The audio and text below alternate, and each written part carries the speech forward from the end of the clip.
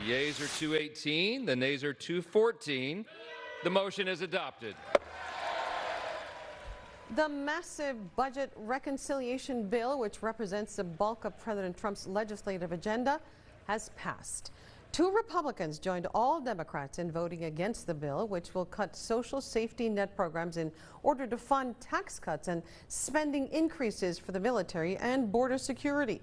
The vote came after an historic speech on the House floor. NBC's Julie Turskin has the latest. After a week of twists and turns, strong-arm tactics, and backroom deals, President Trump's signature tax cuts and spending bill is headed to his desk to be signed into law. The motion is adopted.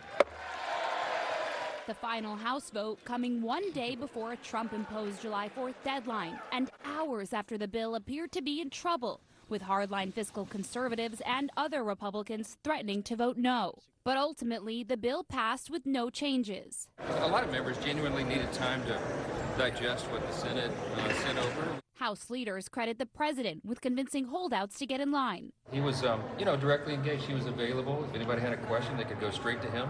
With little power to stop it, House Democrats slammed the so-called big beautiful bill during floor debate. My House Republican colleagues, have you no shame? And delayed the vote by hours. House Democrats are going to stand up. 8.5 hours, to be clear, because Minority Leader Hakeem Jeffries set a new record for the longest floor speech in history. Democrats in the minority could not stop the bill from passing, but Jeffries says the fight is not over. That no matter what the outcome is on this singular day, we're going to press on. We're going to press on.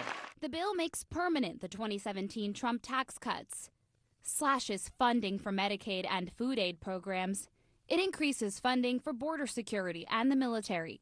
The nonpartisan Congressional Budget Office estimates the bill will add more than $3 trillion to the national debt and will strip health care coverage from more than 11 million people.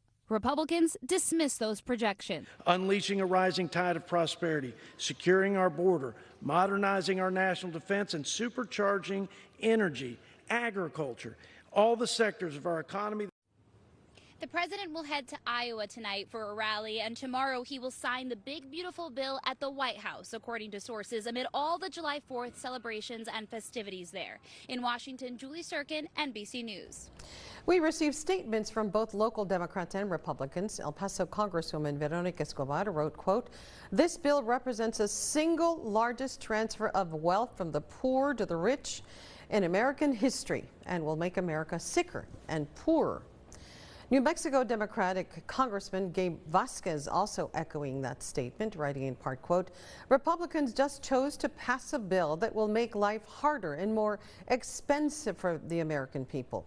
They chose the billionaire class over the working class. The pain this will cause will echo for generations."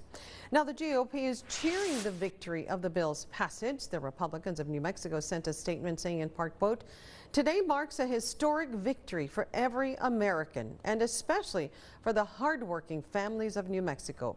President Trump and Republican leaders in Congress have delivered the America First promises they campaigned on. The largest middle-class tax cut in U.S. history, strong and permanent border security, and long overdue cuts to wasteful federal spending riddled with fraud and abuse. This is bold, common sense leadership in action," end quote.